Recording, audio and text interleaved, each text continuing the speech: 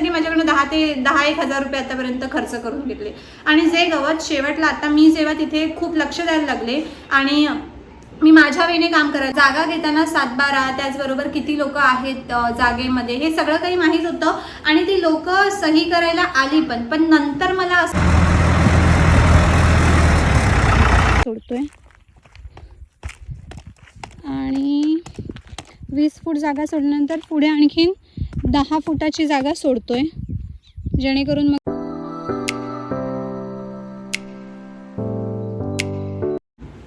नमस्कार, मी जुईली सुधीर पालव. Dream land project या आपल्या मराठी यूट्यूब चॅनलमध्ये सर्वांचं खूप खूप स्वागत आहे.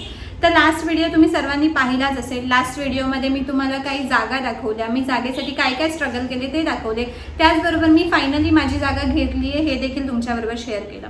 तर आज एक तर मला थोड्याफार तुमच्याशी बोलायचं पण आहे, तुम्हाला काही गोष्टी सांगायच्या पण आहेत. त्याचबरोबर आजपासून आपल्या जागेमध्ये जे काही आपण काम सुरू केलं आहे डेव्हलपमेंटसाठी किंवा साफसफाईसाठी त्या देखील गोष्टी मी या एंडपर्यंत सर्व क्लिप्स तुमच्याबरोबर शेअर करणार आहे.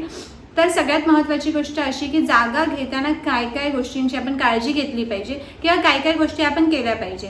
आता मी काही यामध्ये तेवढी तज्ज्ञ नाही आहे किंवा मला सगळंच माहिती असं नाही आहे, पण माझ्याकडनं काय काय चुका झाल्या आणि त्याच्यामुळे मला जागा घेतल्यानंतर काय काय प्रॉब्लेम झाले. त्यामुळे मला असं वाटतं की तुम्ही जेव्हा जागा घ्याल तेव्हा हे सर्व प्रॉब्लेम्स तुमच्याबरोबर येऊ नये. तर जेव्हाही तुम्ही कोणतीही जागा घेताय तर जसं की आता जिथे माझी जागा होती तिथे आजूबाजूला बऱ्याच लोकांचे बंगलो होते. तर त्यांच्याशी मी कधी बोलले नाही, म्हणजे त्यांच्याशी बोलणं गरजेचं होतं. खरं तर त्यांच्याशी चौकशी करणं गरजेचं होतं की बाबा इथे जागा किंवा ही जागा अगोदर कोणी घेतली होती का किंवा या सर्व गोष्टी डिस्कस करणं खूप गरजेचं होतं. पण मी ते काही केलं नाही. मी कायम आणि सगळ्यात महत्त्वाची गोष्ट, ब्रोकर लोकांवर अजिबात विश्वास ठेवू नका. ते आपल्याशी इतकं गोड बोलतात आणि इतकं नीट बोलतात की आपण त्यांना इतकं प्रामाणिक समजतो की म्हणजे हे आपल्याला फसवणारच नाही. तर असं अजिबात नसतं. ते लोक फक्त आणि फक्त आपण ती जागा घ्यावी आणि त्यांनी आपल्याला फसवावं एवढ्या कारणापुरतंच ते आपल्याशी गोड बोलत असतात. सो त्यांच्यावरती विश्वास ठेवू नका. आजूबाजूवाल्या लोकांशी थोडाफार संवाद करा, त्यांना विचारा, जागेबद्दलची थोडीफार माहिती घ्या की बाबा आपल्या अगोदर ही जागा आणखीन कोणाची होती का हे सर्व माहीत करून घेणं खूप गरजेचं आहे. त्यानंतर जागा घेताना जेव्हा जागेचा 7-12 तुम्ही घ्याल तेव्हा तो 7-12 ऑनलाईन नक्की चेक करा. जागेचा नकाशा बनवून घ्या, जागेची मोजणी करा. त्यांनी जरी सांगितली की तुमची जागा एवढी एवढी आहे तरी तुम्ही त्यावरती विश्वास ठेवू नका. जागा मोजणीसाठी गव्हर्नमेंट थ्रू काही लोक येतात. जर तुम्ही ग्रामपंचायतीत आहात तर ग्रामपंचायतीमधून तुम्ही सांगितल्यानंतर अप्लाय केल्यानंतर काही लोक येतात. ते आपल्याकडनं काही पैसे चार्ज करतात, पण काही हरकत नाही आहे. त्यांनी काही पैसे चार्ज केल्याने आपल्याला एक्झॅक्ट माहीत पडतं की आपली जागा किती आहे, कुठून कुठपर्यंत आहे. कारण ते जागेचा एक्झॅक्ट आपल्याला नकाशा बनवून देतात आणि जागा मोजून एक्झॅक्ट आपल्याला सांगतात की आपली जागा किती आहे. त्याचबरोबर सर्वात आणखीन एक महत्त्वाची गोष्ट की 7-12वर जी पण नावं आहेत, 2 लोक, 4 लोक, 10 लोक कितीही असू शकतात हे आपण नाही सांगू शकत. पण त्या प्रत्येक व्यक्तीला पर्सनली भेटणं म्हणजे समोरासमोर भेटणं, कॉलवरती बोलणं किंवा त्यांच्याशी बाहेरून डिस्कस करणं असं नाही. समोरासमोर त्यांना भेटून त्यांना सांगणं की बाबा ही जागा तुमच्या इतक्या 7 लोकांच्या नावावर आहे, ती जागा आम्ही घेत आहोत विकत, तर तुम्ही त्यासाठी तुमची मंजुरी आहे ना, त्यासाठी तुम्ही तुमची सही द्याल ना, तुम्हाला चालेल. या सर्व गोष्टी विचारून घेणं खूप गरजेचं असतं.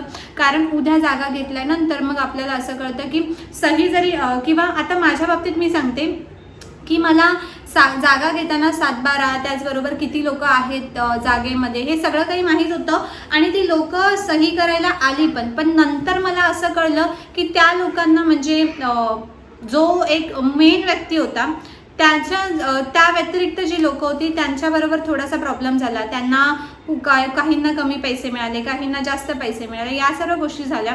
या सर्व गोष्टींनी आपल्याला नंतर काही फरक पडत नाही. जेव्हा आपल्या नावावर 7-12 होतो किंवा जेव्हा आपली जागा आपली होते त्यानंतर या सर्व गोष्टींनी आपल्याला काही फरक नाही पडत किंवा ते आपलं काही करू नाही शकत. पण तरीही शेवटी कुठलीही गोष्ट घेताना कोणीही दुःखी झालं तर त्याचा त्रास आपल्याला कायमच होतो. त्यामुळे या गोष्टींकडे लक्ष द्या. त्याचबरोबर आता जर तुम्ही 7-12 चेक करता तर हे तर कळणारच आहे की आपल्या अगोदर ही जागा कोणाची होती. सो ह्या सर्व गोष्टी करणं. त्यानंतर सगळ्यात महत्त्वाची गोष्ट आणखीन आहे, जसं की जे माझ्याबरोबर घडलं मी तुम्हाला ते सांगते की जागा घेतल्यानंतर किंवा आता हे ब्रोकर्स असतात, ब्रोकर लोकांशी क्लिअर एक गोष्ट कायम ठेवायची की माझी जागा घेतल्यानंतर तुमच्याशी या जागेचा काही एक संबंध राहणार नाही किंवा जे जागेचे मालक असतील त्याच्या पुढे अगोदर, त्यांचा देखील आपल्या जागेशी काहीच संबंध राहणार नाही. तुम्ही या, ओळख आहे तुमची म्हणून तुम्ही या, भेटा, बोला, दॅट्स ओके. पण त्या व्यतिरिक्त तुम्ही म्हणजे जसं की काही लोक असतात ते तिथे कामं जसं की आता माझ्या जागेबद्दल मी तुम्हाला सांगेन. माझी जागा जिथे आहे ती ओव्हरऑल काहीतरी माझ्या मते 10-15 एकरची जागा आहे, जी एकाच मालकाची होती, ते तिथले होते. सो त्यांनी काय केलं ना, जागा विकल्यानंतर त्या डेव्हलप करणं ते स्वतः करायला लागले. म्हणजे त्या डेव्हलप करायला घेणं हे ते स्वतः करायचे. पण याचा अर्थ असा नाही आहे ना, प्रत्येक माणसाला तुम्ही जे प्राईस सांगताय, जे आता जसं की मी एकटी होते, मी एकटी तिथे जायचे, मी एकटी सगळं करायचं, त्यामुळे त्यांच्या मते असं झालं की यांना आम्ही काहीही कोट करू प्राईस आणि आपण यांच्याकडनं हवा तसा फायदा करून घेऊ. पण मी तसं होऊन दिलं नाही. मला असं होतं की मला जरीही चार्जेस माहीत नसले कुठल्या गोष्टीचे काय आहेत, म्हणजे सुरुवातीला त्यांनी माझ्याकडनं खूप फायदा करून घेतला. एक छोटीशी ती झोपडी जी आता लास्ट व्हिडिओमध्ये तुम्हाला दिसते, एक जो टेंट टाईप आम्ही बांधलाय, तो बांधायचा त्यांनी मला लिटरली 10,000 ते 12,000 चार्ज केले होते, जो 3 महिने व्हायच्या आधीच तो कोसळला पण होता. आता तिथे काहीच त्याचं म्हणजे अवशेषच उरलेले नाही आहेत. आणि तेव्हा मला असं होतं की हे लोक थोडी मला असं फसवणार आहेत. या उद्देशाने मी त्यांना पैसे देतही गेले. गवत मारायला, गवत काढायला, एक सिम्पलसा JCB तुम्हाला लावायचा होता आणि अख्खा प्लॉट क्लीन करून घ्यायचा होता. 2-1 हजाराचं काम होतं. तिथे या लोकांनी माझ्याकडनं 5 ते 6 वेळा कधी गवत मारायचं औषध घेतलं, कधी माणसं लावली कामाला, 3-3 माणसं कामाला लावली. प्रश्न हा नाही आहे की तुम्ही कामाला लावली किंवा गवत, प्रश्न हा आहे जर ते काम सोप्या पद्धतीने एका वेमध्ये होत होतं तर तुम्ही त्याला उगाच फिरवून त्या गवत काढण्यासाठी माझ्याकडनं 10-1 हजार रुपये आतापर्यंत खर्च करून घेतले. आणि जे गवत शेवटला आता मी जेव्हा तिथे खूप लक्ष द्यायला लागले आणि मी माझ्या वेळेने काम करायला लागले, तेव्हा मग मी तेच गवत मी कोणाचाही हात न लावून घेता ट्रॅक्टर मागवला आणि 2 तासामध्ये अख्खा प्लॉट क्लीन करून घेतला आणि फक्त 2,000मध्ये. सो अशा सर्व गोष्टी खूप साऱ्या घडल्या. त्यामुळे मग नंतर मग घर बांधायचा प्रश्न आला आता, किंवा पाण्याची टाकी. सो हे लोक आहेत ना, आपण जेवढे बाहेरून माणसं मागवल्यानंतर जेवढे ते घेतील त्याच्या 4 पटीने पैसे वाढवून आपल्याला सांगतात. सो हे एक गोष्ट पहिली डे 1 क्लिअर करा की माझ्या जागेवरती तुम्ही जागा विकल्यानंतर तुमचा काही एक संबंध राहणार नाही. आणि हे देखील एका पेपरमध्ये लिहून घ्या तुम्ही, कारण की आपण लांब तिकडे गेल्यानंतर त्यांचे तिथे घरदार असल्यामुळे ते लोक आपल्याला थोडं धमकवायचा प्रयत्न करतात. सुरुवातीला त्यांनी मला पण धमकवायचा म्हणजे माझ्याबरोबर थोडंसं आगाऊपणा करायचा प्रयत्न केला आणि मी त्यामध्ये थोडंसं हे पण झाले. पण एका टाईम नंतर आपण होत नाही. असं काहीच नसतं की प्रत्येक कोणाची ओळख नसते, प्रत्येक माणसाची ओळख असते. तुम्ही इथे राहा, तिथे राहा, लांब राहा, जवळ राहा, एका टाईम नंतर जेव्हा माणूस स्वतःहून पण काही गोष्टी करतो त्यानंतर मग तुमचं दादागिरी प्रत्येक वेळेस चालत नसते. या सर्व गोष्टी होत राहतात. त्यामुळे त्या सर्व गोष्टींकडे लक्ष द्या. त्याचबरोबर सगळ्यात महत्त्वाची गोष्ट, आता माझ्याकडे ही माझी वही आहे, म्हणजे ह्या वहीमध्ये मी जागा घेण्यापासनं म्हणजे डे 1 पासनं मी ट्रॅव्हलिंगपासनं ते जागा कोणाला, कुठे, कसं, किती पैसे ऑनलाईन दिलं, कॅश दिलं, चेकमध्ये दिलं, हे सगळं लिहून ठेवलं. हे तुम्ही देखील प्रत्येकाने या गोष्टी केल्या पाहिजेत. कारण उद्या अचानक कुठल्याही रिझनमुळे तुम्हाला असं आलं की बाबा तुम्ही हे पैसे आम्हाला दिले नव्हते किंवा हे पैसे तुमचे द्यायचे राहिले होते, तेव्हा आपल्याकडे त्याची पूर्ण डिटेल्स असतात की आम्ही तुम्हाला पैसे दिलेत, कोणत्या तारखेला दिलेत, कशा रूपात दिलेत, हे सगळं काही आपल्याकडे असतं.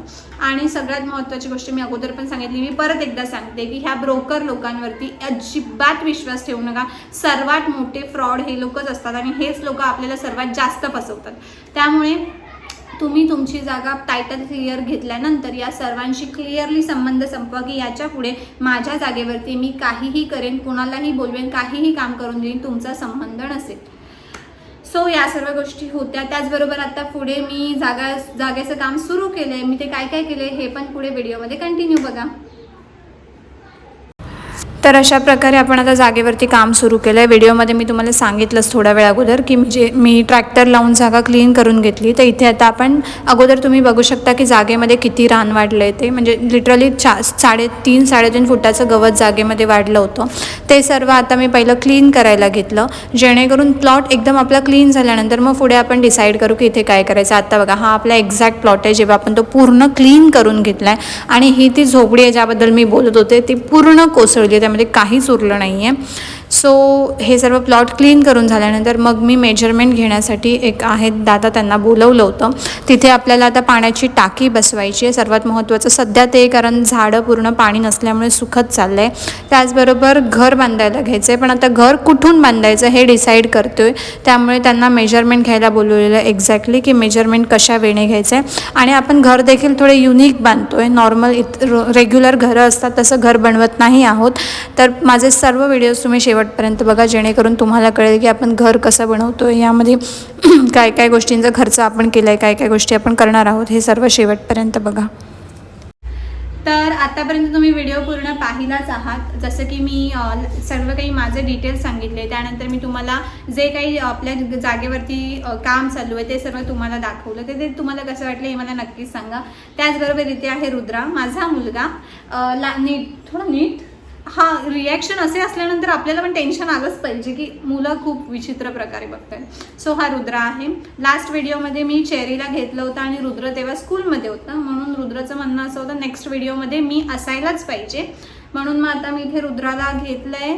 सो पुढे पण व्हिडिओजमध्ये रुद्र असेल नसेल याबद्दल मला माहीत नाही आहे, कारण मला पर्सनली माझं मत आहे की लहान मुलांना जास्त व्हिडिओजमध्ये घ्यायची आवश्यकता नसते. आणि सध्या आपलं काम जे चालू आहे त्यामध्ये काही मुलांची किंवा आणखीन कोणाची आवश्यकता नसणार आहे. सो हा आहे रुद्रा. तुला काही बोलायचं आहे? अगदी त्याला काही नाही बोलायचं, त्याला फक्त व्हिडिओमध्ये फीचर व्हायचं आहे. ठीक आहे, जा. सो आतापर्यंत तुम्ही हा व्हिडिओ बघितला, तर तुम्हाला व्हिडिओ आवडला असेल तर लाईक करा, शेअर करा, सबस्क्राईब करा आणि बेल आयकॉन प्रेस करायला विसरू नका.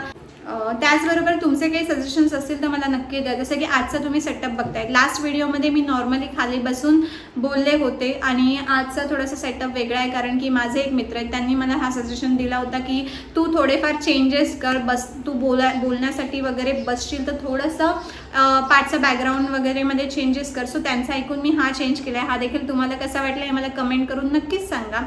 त्याचबरोबर व्हिडिओ आवडत असेल तर लाईक करा, शेअर करा, सबस्क्राईब करा आणि बेल आयकॉन प्रेस करायला विसरू नका. धन्यवाद.